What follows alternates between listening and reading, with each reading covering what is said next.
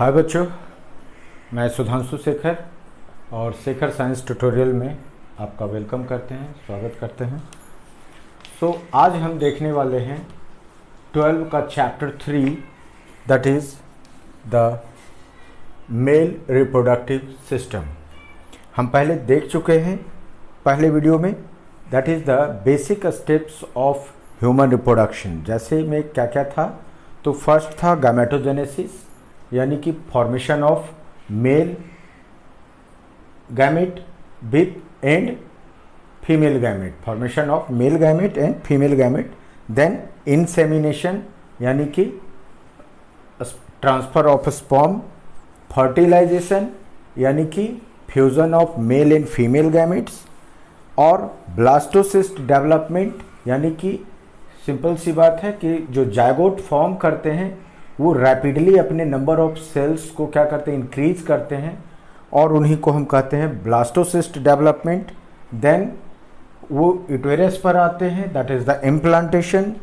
Then क्या होगा, जब ब्लास्टोसिस्ट इम्प्लांट कर जाता है on the uterus, then the embryo development हमारा स्टार्ट होता है, and finally the parturition that is the child birth. तो सबसे पहले हम देखेंगे, सबसे फर्स्ट पॉइंट था हमारा गैमेटोजेनेसिस। तो गैमेटोजेनेसिस यानी कि फॉर्मेशन ऑफ गैमेट्स। तो फॉर्मेशन ऑफ गैमेट्स कैसे होंगे? स्वाभाविक है कि male gametes mail reproductive system produce करेंगे और female gametes female reproductive system produce करेंगे। आज हम सबसे पहले देखने वाले हैं टेस्टिस। टेस्टिस क्या है? तो कह रहा है कि टेस्टिस जो है, that is testis mail reproductive system का सबसे इंपॉर्टेंट हिस्सा है, बिकॉज द जो स्पर्म का फॉर्मेशन होगा, ये क्या करेगा, प्रोड्यूसेस स्पर्म। स्पर्म यानी मेल गैमेट। तो अब टेस्टिस का तो स्वाभाविक है कि मेल रिप्रोडक्टिव सिस्टम का जो प्राइमरी और फाइनली टारगेट होगा कि क्या हो, कि कैसे स्पर्म का प्रोडक्शन हो। इसलिए हमारे मेल रिप्रोडक्टिव सिस्टम में हमारा सबसे इम्पॉर्टेंट हिस्सा है टेस्टिस। तो इसको हम पढ़ेंगे। तो मेल रिप्रोडक्टिव सिस्टम जो है हमारा, यहाँ पर आप इमेज देख सकते हो, और भी बेहतर होगा कि आप जब इस वीडियो को देख रहे हो तो आप एनसीईआरटी में जो इमेज दिया गया है उसको आप और क्लियर देख सकते हो, या कोई दूसरा फोटोजेनिक इमेज आप सामने रख सकते हो तो आपको ज़्यादा समझ में आएगा। इसको हम 4 हिस्से में बांट दिए, that is testis, then the accessory duct, यानी टेस्टिस में हम आज सिर्फ इस वीडियो में टेस्टिस पढ़ने वाले हैं कि हाउ इट्स वर्क्स, क्या है इनका कंस्ट्रक्शन, कैसा है इनका, कैसे ये फंक्शन करते हैं। देन क्या है कि आप देख रहे हो कि कई तरह के थ्रू द ट्रैक, यानी कि जिसको आप बोल रहे हो डक्ट, यानी यहाँ जो स्पर्म बनेगा वो कैसे इनका इंसेमिनेशन यानी transfer of sperm from male reproductive system to female reproductive system. दूसरा है आपका, पहला हो गया टेस्टिस, दूसरा हो गया एक्सेसरी डक्ट, तीसरा हो गया ग्लैंड्स, यानी कि सिर्फ स्पर्म प्रोड्यूस कर देने से उसकी वायबिलिटी जो है वो कंप्लीट नहीं होती, बल्कि उसमें उसके साथ देते हैं कुछ ग्लैंड्स, और जिनका रोल बहुत इंपॉर्टेंट है। जब हम ग्लैंड्स पढ़ेंगे तो हम चेक करेंगे, देखेंगे। और चौथा है आपका एक्सटर्नल जेनिटेलिया। तो एक्सटर्नल जेनिटेलिया क्या है, इसको हम एक एक करके देखेंगे। अभी हम सबसे पहले देखने जा रहे हैं हमारा first point, that is the testis. Testis इसलिए इंपॉर्टेंट है बिकॉज ये स्पर्म प्रोड्यूस करता है, बट इसके बारे में बहुत कुछ जानना है। कह रहा है कहाँ सिचुएटेड होता है, that is the pelvic region, यानी हमारी जो कमर के नीचे जो पोर्शन होती है, जांग, उन दोनों पैरों की जो शुरुआत होती है, जस्ट उस रीजन में, ये पेल्विक रीजन में सिचुएटेड होता है। कहाँ? आउटसाइड द एब्डोमिनल कैविटी, यानी कि हमारे शरीर से बाहर एक पाउच के रूप में लटका होता है, जिसको हम क्या कहते हैं, स्क्रोटम। यानी कह रहा है कि in pelvic region outside the abdominal cavity within a pouch called scrotum. अब क्या है कि इस स्क्रॉटम में कह रहा है कि maintains a temperature that is 2 to 2.5 degree centigrade lower than the body temperature. अब कह रहा है कि ये जो स्क्रॉटम, ये जो हमारे आउटसाइड द बॉडी एक कैविटी है, एक पाउच लाइक स्ट्रक्चर है जिसमें दोनों ही टेस्टिस क्या होते हैं, सिचुएटेड होते हैं। तो कह रहा है कि ये लगभग 2 से 2.5 degree centigrade low temperature maintain करते हैं फॉर स्पर्मेटोजेनेसिस, यानी स्पर्म के फॉर्मेशन के लिए। अगर बॉडी टेम्परेचर पर ये स्पर्म को फॉर्मेशन करेंगे तो पॉसिबिलिटी होती है कि ये म्यूटेट कर सकते हैं, इनका म्यूटेशन हो सकता है।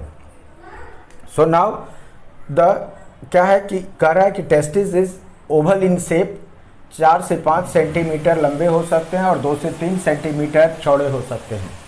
So each testis has about 250 compartments. अब कह रहा है कि हमारे जो टेस्टिस हैं, यानी कि इसको आप अलग से करके देख सकते हो कुछ इस तरह से कि हमारे जो टेस्टिस हैं वो लगभग 250 हिस्से में क्या है, बटे हुए हैं। वो लगभग 250 हिस्से में बटे हुए हैं। सो ये 250 कंपार्टमेंट में बटे हुए हैं जिनको हम बोलते हैं testicular lobules. Testicular lobules, testicular lobules. अब क्या है कि ये जो टेस्टिकुलर लेब्यूल्स हैं, ये टेस्टिकुलर लेब्यूल्स अगेन, ये टेस्टिकुलर लेब्यूल्स जो हैं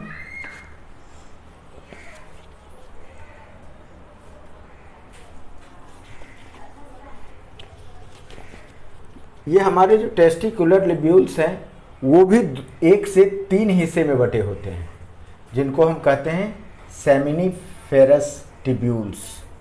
हमारे जो पहले तो हमने 250 हिस्से में बांटा, जो क्या थे, क्या कहलाए, टेस्टिकुलर। हर एक हिस्सा यानी 250 टेस्टिकुलर लेब्यूल्स है और उस एक टेस्टिकुलर लेब्यूल्स में फिर से 1 से 3 हिस्से में बटा हुआ है, that is called seminiferous tubules. यानी एक कंपार्टमेंट जो है हमारा वो फिर से अगेन क्या है, 1, 2 या 3 हिस्से में बटा हुआ है। यानी टोटल कंपार्टमेंट अगर हम काउंट करें तो 500 से 700 हिस्से में हमारा टेस्टिस बटा हुआ है। अब प्रॉब्लम क्या है, प्रॉब्लम है कि हमारे जो मेल गैमेट्स प्रोड्यूस होने हैं वो हमारे सेमिनिफेरस टिब्यूल्स में ही जन्म लेंगे, यानी यहीं बनेंगे। तो अब हम एक कंपार्टमेंट को बाहर कर लेते हैं। अब हम एक कंपार्टमेंट को क्या कर लिए, लाइक ये ट्यूब लाइक स्ट्रक्चर है, यानी कि इस तरह का स्ट्रक्चर है जिसको हमने बीच से काट दिया, तो हमारे पास इस तरह से एक क्रॉस सेक्शनल एरिया आ गया। अब क्या है कि इसके चारों तरफ अलग अलग सेल्स सिचुएटेड होंगे, इसके चारों तरफ क्या होंगे, सेल्स सिचुएटेड होंगे। सो कह रहा है कि ये वही साइट है, यानी कि पहले हमने टेस्टिस को 250 हिस्से में बांटा, अब उस 250 हिस्से को, वो 250 जो हिस्सा है वो हर हिस्सा 1 से 3 कंपार्टमेंट में बटा हुआ है, that is called seminiferous tubules, जो रिस्पॉन्सिबल हैं for the production of male gametes यानी स्पर्म। यानी स्पर्म का जो उसको बोलेंगे स्पर्मेटोजोआ।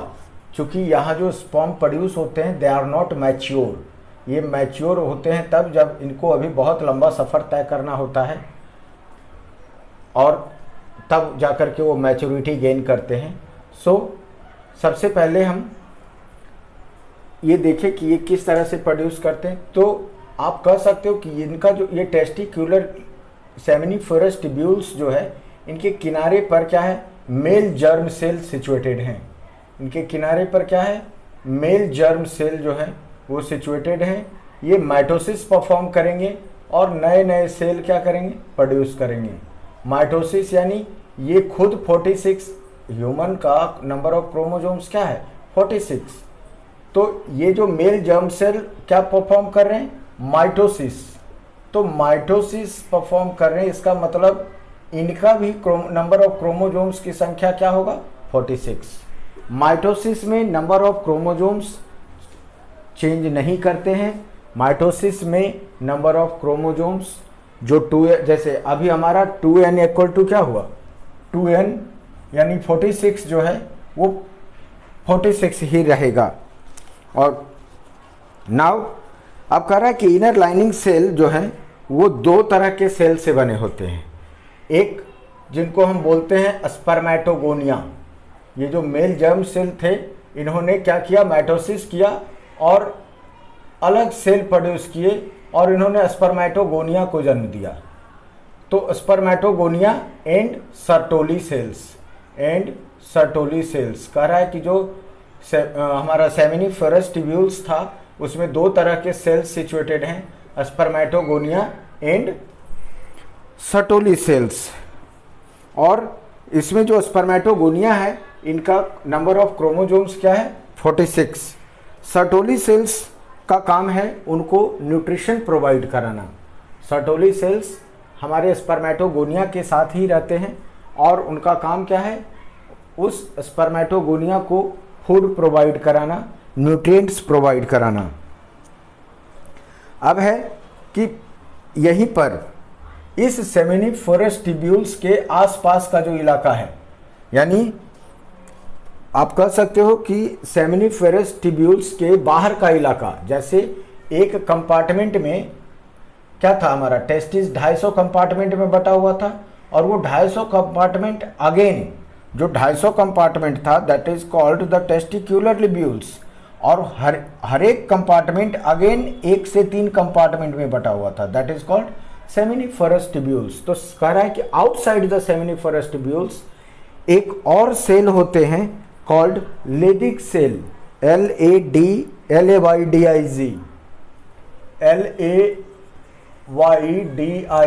Leydig cell. कहाँ सिचुएटेड होते हैं, आउटसाइड द सेमिनिफेरस ट्यूब्यूल्स। और इनका काम क्या होता है, इनका 2 तरह का काम होता है। कह रहा है कि ये प्रोड्यूस करते हैं सम इम्यूनोकम्पिटेंट यानी क्या कि जैसे हमें जिंदा रहने, हम बहुत अच्छा खाना खाते हैं, सब कुछ फॉलो करते हैं, एक्सरसाइज करते हैं, लेकिन विटामिन्स यानी अगर हमारा शरीर में एंटीबॉडीज नहीं है बीमारी को लेकर तो हमारा सर्वाइवल क्या हो जाएगा, अनश्योर हो जाएगा, श्योर नहीं होगा, हमें कई तरह की बीमारी हो सकती है। सो जब यहाँ स्पर्मेटोगोनिया जैसे ही प्रोड्यूस होता है तो जैसे सर्टोली सेल्स का क्या पहुँच गया उसको खाना खिलाने के लिए, लेडिक सेल उसके बाहर पड़ा हुआ है, वो क्या है, तो कह रहा है कि ये स्मॉल ब्लड वेसल्स, ये कंटेन स्मॉल ब्लड वेसल्स, ये पतले पतले ब्लड कैपिलरीज को कैरी करते हैं और इनका मेन काम क्या है कि इनको इम्यूनिटी प्रोवाइड कराना, यानी इनके लिए एंटीबॉडीज प्रोवाइड कराना। इवन आप कह सकते हो कि ये एक दूसरी चीज़ क्या है कि ये एंड्रोजेन भी प्रोड्यूस करते हैं, और एंड्रोजेन का काम क्या है, यानी कि ये एंड्रोजेन्स ही हैं जो जैसे ही आप पवर्टी एज में इन करते हो तो हमारा सेकेंडरी सेक्सुअल कैरेक्टर यानी कि पूरे बॉडी में हेयर का ग्रोथ होना, वॉइस चेंज कर जाना, सीना चौड़ा हो जाना, कंधा का ब्रॉड हो जाना, तो ये सारी चीज़ें जो सेकेंडरी सेक्सुअल कैरेक्टर हैं वो हमारे लेडिक सेल पर ही डिपेंड करता है। ये जो एंड्रोजन प्रोड्यूस करते हैं और हमारे स्पर्म को इम्यूनिटी प्रोवाइड कराने का काम करते हैं, तो उनको प्रोवाइड कराते हैं इम्यूनिटी, और जो एंड्रोजन प्रोड्यूस करते हैं वो हमारे बॉडी में सेकेंडरी सेक्सुअल कैरेक्टर के डेवलपमेंट के लिए रिस्पॉन्सिबल है। सो ये सेल भी हमारे लिए काफ़ी इम्पॉर्टेंट है, यानी कि at the age of maturity दाढ़ी मूछ बाल ये सारी कुछ के लिए कौन डिपेंडेंट है। अब क्या है, नाउ द एक्सेसरी डक्ट। अब एक्सेसरी डक्ट में अब आप आ जाओ इमेज पर आप देख रहे हो कि यहाँ 250 कंपार्टमेंट में हमारा टेस्टिस क्या था, पहले बटा हुआ था, जिसको हम बोल रहे थे क्या, टेस्टिक्यूलर लिब्यूल्स। और वो 250 कंपार्टमेंट अगेन 1 से 3 कंपार्टमेंट में बटा हुआ था, जिसको क्या बोले, सेमिनिफरस ट्यूब्यूल्स। अब ये सेमिनिफरस ट्यूब्यूल्स बना रहा है क्या, स्पर्मेटोगोनिया, यानी कि इमैच्योर स्पर्म, इमैच्योर स्पर्म। अब उसके डिटेल्स को हम नेक्स्ट वीडियो में देखेंगे, दैट इज द गैमेटोजेनेसिस, यानी जो 2 तरीके का होगा, मेल के लिए स्पर्मेटोजेनेसिस और फीमेल के लिए oogenesis। तो उसके अलग अलग वीडियोस बनेंगे, बट फिलहाल हम इसमें एक्सेसरी डक्ट देख लेते हैं, फिर हम ग्लैंड्स और एक्सटर्नल जेनेटेलिया नेक्स्ट वीडियो में देखेंगे। तो चूंकि हमारा स्पर्म जो है वो टेस्टिस में क्या हो चुका है, प्रोड्यूस हो चुका है। तो आप देख रहे हो कि जैसे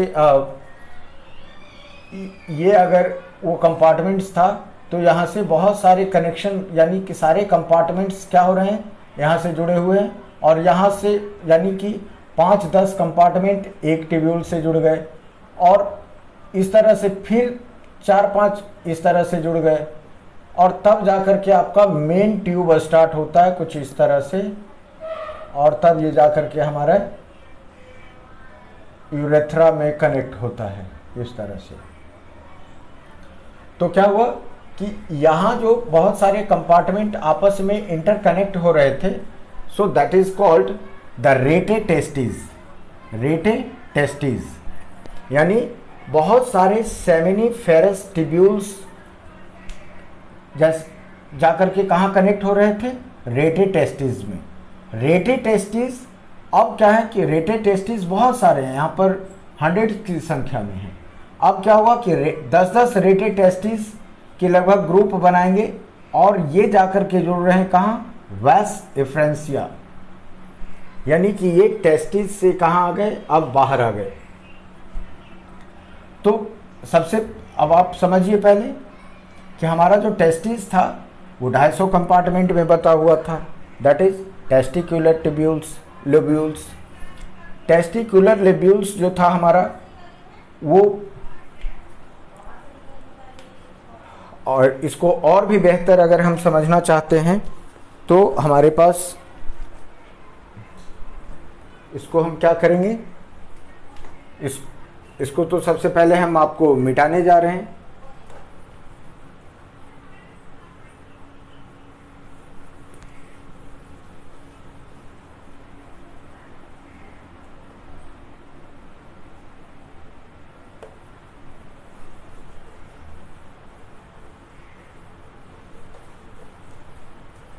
अब यहाँ देखिए, हमारा जो टेस्टिस है वो सबसे पहले क्या बटा हुआ है, तो दैट इज टेस्टिकुलर लोब्यूल्स। इसको क्या बोलेंगे, टेस्टिकुलर लोब्यूल्स।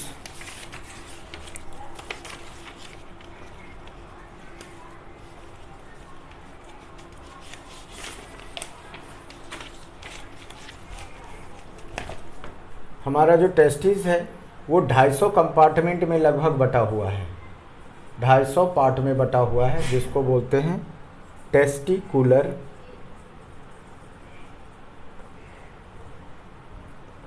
लोब्यूल्स। अब ये क्या है, 1 से 3 पार्ट में अगेन बटा हुआ है, that is called seminiferous tubules, that is called seminiferous tubules.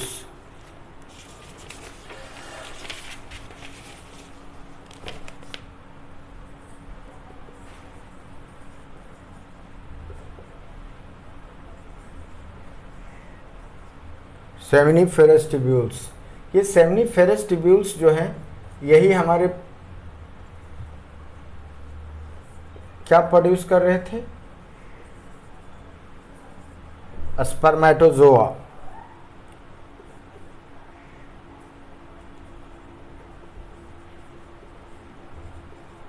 Spermatozoa जो बाद में जल करके स्पर्मेटोगोनिया और फिर स्पर्म के रूप में प्रोड्यूस होगा। अब ये सेमिनिफेरस ट्यूब्यूल्स जो थे ये क्या क्या प्रोड्यूस कर रहे थे, spermatogonia, spermatozoa and Sertoli cells, Sertoli cells, Sertoli cells. अब क्या है, तो अब आपका टेस्टिस जो था 250 कंपार्टमेंट में बटा, जिसको हमने बोला टेस्टिकुलर लिब्यूल्स।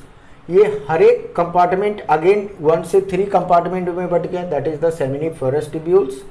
और ये आपका स्पर्मेटोजोआ और सर्टोली सेल्स को प्रोड्यूस कर रहा है। नाउ द एक्सेसरी डक्ट, यानी अब हम इस पाइपलाइन को देखने वाले हैं कि टेस्टिस से स्पर्म निकला तो कैसे कैसे ये ट्रैक करता है।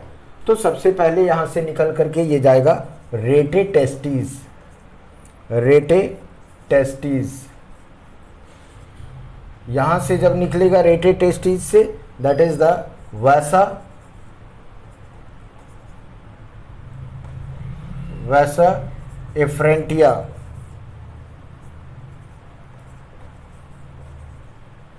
वैसे एफ्रेंटिया से ये चला जाएगा कहाँ, एपिडेडाइमिस,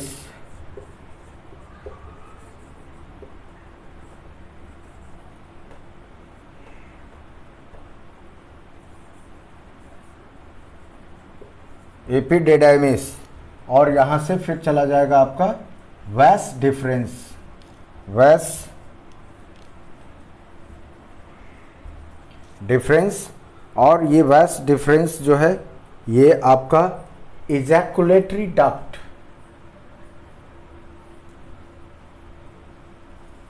उसको क्या बोलेंगे, एजाकुलेटरी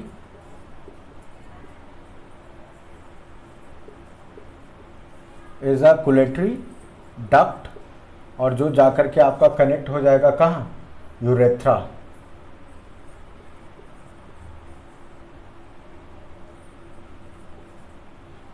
यूरेथ्रा। सो अभी हम फिर से इसको समझ लेते हैं। टेस्टिस हमारा 250 कंपार्टमेंट में बटा हुआ है, कहेंगे टेस्टिकुलर लिब्यूल्स। वो अगेन 1 से 3 पार्ट में टूटा हुआ है। The each part is called seminiferous tubules, जो प्रोड्यूस करते हैं स्पर्मेटोजोआ, जो आपका इमैच्योर स्पर्म है, जो बाद में मैच्योर होने के बाद स्पर्म बन जाएगा। एंड सर्टोली सेल्स ये चले गए रेटे टेस्टिस, रेटे टेस्टिस ये आपका जस्ट ये आपका टेस्टिस का ही हिस्सा है, जहाँ से बहुत सारे सेमिनिफेरस ट्यूब्यूल्स क्या हैं, जुड़े हुए हैं। अब रेटे टेस्टिस से ये चला गया वैस एफ्रेंटिया, वैस एफ्रेंटिया आपका टेस्टिस से बाहर आ गया और वो मेन ट्यूब में आकर के क्या होगा, जुड़ जाएगा, दैट इज कॉल्ड एपिडेडाइमिस। अब एपिडेडाइमिस ये आपका जो दिखाई दे रहा है जस्ट एक पाइपलाइन, एक ट्यूबुलर स्ट्रक्चर जो आपके टेस्टिस के बगल से नीचे की तरफ आ रहा है। और यही यहाँ क्या होगा, स्टोर होगा हमारा स्पर्म, और वो फिर से चला जाएगा वैस डिफरेंस। यानी ये एक लॉन्ग ट्यूबुलर स्ट्रक्चर है जो क्या होगा, हमारे यूरिन ब्लाडर के पास से होकर के गुजरेगा। और एजैकुलेटरी डक्ट यानी कि यहाँ से वैस एफ्रेंसिया के साथ साथ कुछ ग्लैंड्स हैं, like seminal vesicles, prostate gland and bulbo urethral gland.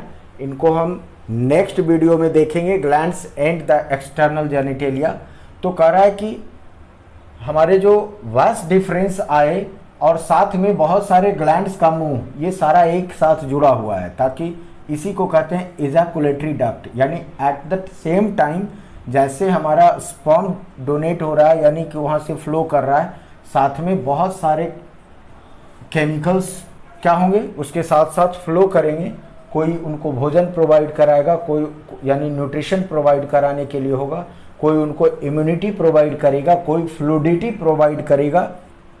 और इस तरह से ये आ जाएंगे यूरेथ्रा में। और उन सब के साथ जब इजैकुलेटरी डक्ट के बाद एक्चुअली हमारा जो ये क्या बन जाएगा, सीमेन, ये बन जाएगा सीमेन। यानी स्पर्म के साथ साथ इसके साथ बहुत सारे एंजाइम्स होंगे, जो कि तब जाकर के ये आएगा आपका यूरेथ्रा में, यूरेथ्रा। और इसको हम और डिटेल में इन द नेक्स्ट वीडियो देखेंगे कि ग्लैंड्स किस किस तरह के केमिकल्स, यानी कि सीमेन हमारा क्या है, सीमेन में क्या क्या किन किन ग्लैंड से किस किस तरह के एंजाइम्स सिक्रीट किए जाते हैं, और आगे का इसका जो पोर्शन है। फिलहाल हमें आपको इस वीडियो में टेस्टिस समझाना था और मुझे नहीं लगता है कि टेस्टिस में कोई प्रॉब्लम रह गया है। Thank you. हाय बच्चों, आपका शेखर साइंस ट्यूटोरियल में स्वागत है। हम पिछले वीडियोज़ में देखा था, हमने टेस्टिस को बहुत ही क्लियर किया था। हम एक बार बहुत थोड़ा सा स्पीडली हम आपको एक बार रिवीजन करा दें कि हमारा जो टेस्टिस था वो 250 कंपार्टमेंट में बटा हुआ था, जिसको हम बोल रहे थे क्या, टेस्टिकुलर लिब्यूल्स। और वो हर एक कंपार्टमेंट अगेन 1 to 3 कंपार्टमेंट में बटा हुआ था, जिसको हम बोल रहे थे सेमिनिफरस ट्यूब्यूल्स। सेमिनिफरस ट्यूब्यूल्स से हमारा जो स्पर्म था वो कहाँ जा रहा था, रेटे टेस्टिस, रेटे टेस्टिस से वास फ्रंटिया, वास फ्रंटिया से एपिडिडाइमिस, और एपिडिडाइमिस से वास डिफरेंस, और ये आकर के कहाँ मिला, that is the called ejaculatory, that is called ejaculatory duct. तो एजाकुलेटरी डक्ट यानी यहाँ पर, क्योंकि आप देख रहे हो कि 2 सेमिनिफेरस वेसिकल्स हैं, 2, यानी कि अभी हम पढ़ने वाले हैं ग्लैंड्स। और ये ग्लैंड्स का रोल क्या है कि ये जो किस तरह के एंजाइम्स सिक्रीट करते हैं, तो उस एंजाइम का टारगेट होता है to first of all to nourish the sperm and to protect them, यानी उनको प्रोटेक्शन देना और उनको न्यूट्रिशन प्रोवाइड कराना ताकि वो अपना काम कर सकें। सो यहाँ पर आप देख रहे हो सबसे फर्स्ट सेमिनल वेसिकल्स, और उससे आगे जब बढ़ा तो that is the prostate gland, और तीसरा है आपका बल्बो यूरेथ्रल ग्लैंड। तो ये 3 ग्लैंड्स हैं जो अपने अपने एंजाइम्स इस स्पर्म के साथ क्या कर देंगे, मिक्स कर देंगे, और ये सब मिल करके क्या कहलाएंगे, सीमेन। तो सबसे पहले हम देखने वाले हैं सेमिनल वेसिकल्स। तो सेमिनल वेसिकल्स जो हैं वो हमारे जो सीमेन है, यानी कि जो फ्लूइड सिक्रीट कर रहा है हमारा टेस्टिस, फाइनली जो फ्लूइड यानी through the urethra interconnected through the penis, जो हमारा फाइनल सीमेन निकल रहा है, वो सीमेन का 60 to 75% का जो हिस्सा है वो अकेले प्रोड्यूस कर रहा है कौन, सेमिनल वेसिकल्स। और उसमें है क्या क्या, देन तो उसमें प्रोटीन है, देन आपका फ्रुक्टोज है, देन यानी कि उस स्पर्म को नॉरिश करने के लिए उनके खान पान में उनको ख्याल रखने में कोई कमी ना हो, वैसे सारे एंजाइम्स इस सेमिनल वेसिकल्स द्वारा क्या किए जा रहे हैं, उस सीमेन में मिक्स किया जा रहा है, ताकि स्पर्म जो है उनको भोजन मिलता रहे। और उनको प्रोटेक्ट करने के लिए फिर कौन है, प्रोस्टेट ग्लैंड। तो इस प्रोस्टेट का ग्लैंड का काम क्या है, actually they are alkaline milky fluid, that they are alkaline milky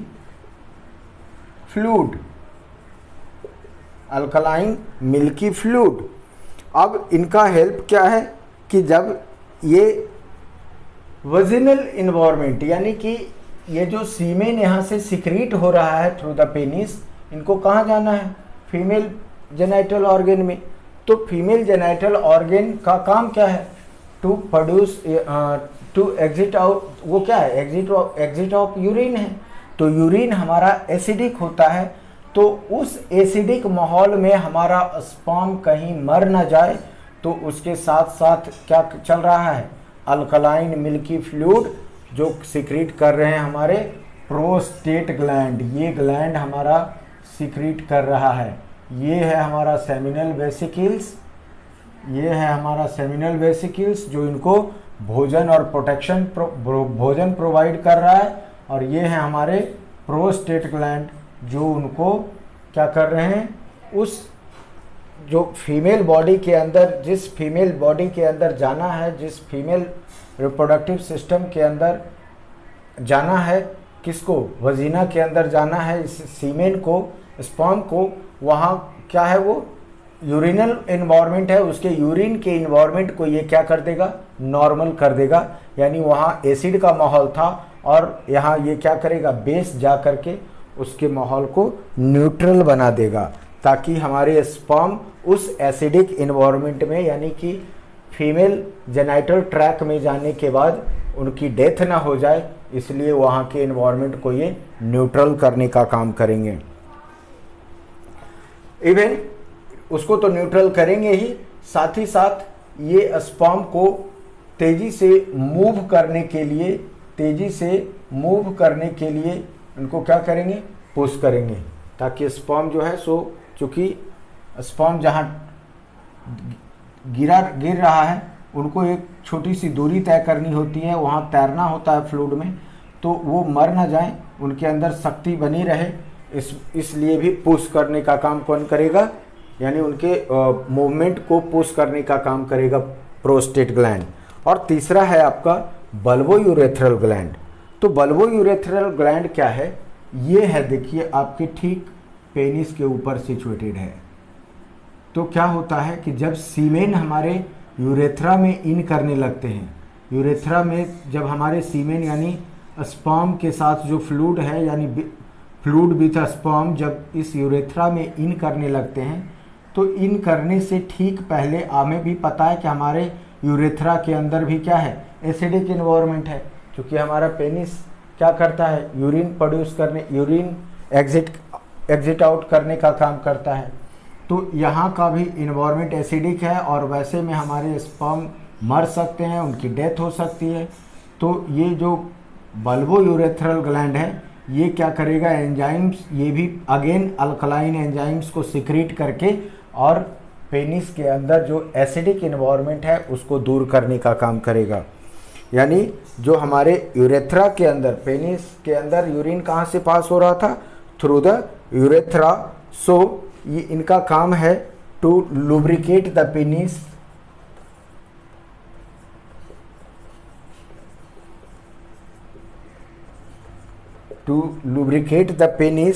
and neutralize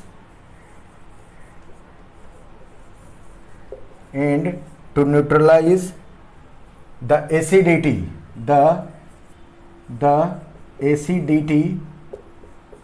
to neutralize the acidity in the urethra,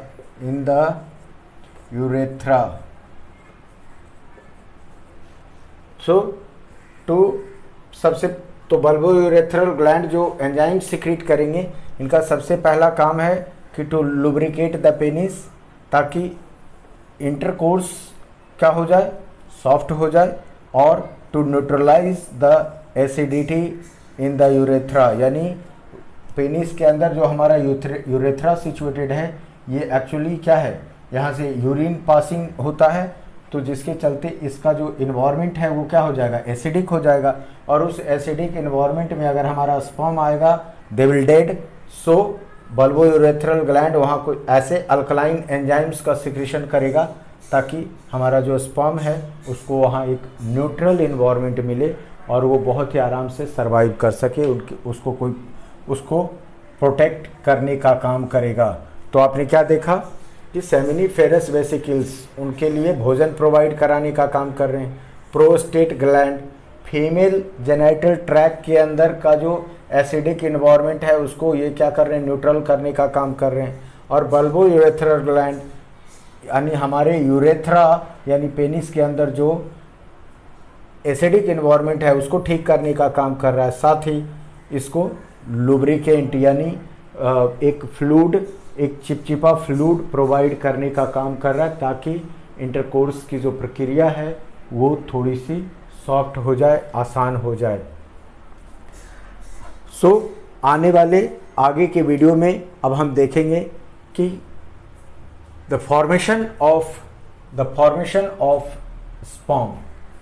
हमने ये देखा कि ये फॉर्म कहाँ करते हैं, तो सेमिनिफेरस ट्यूब्यूल्स में, लेकिन इनका फॉर्मेशन कैसे होता है, यानी मेल गैमेट का formation, that is the gametogenesis. Male हो या फीमेल गैमेट हो उनके फॉर्मेशन को हम क्या कहते हैं, गैमेटोजेनेसिस।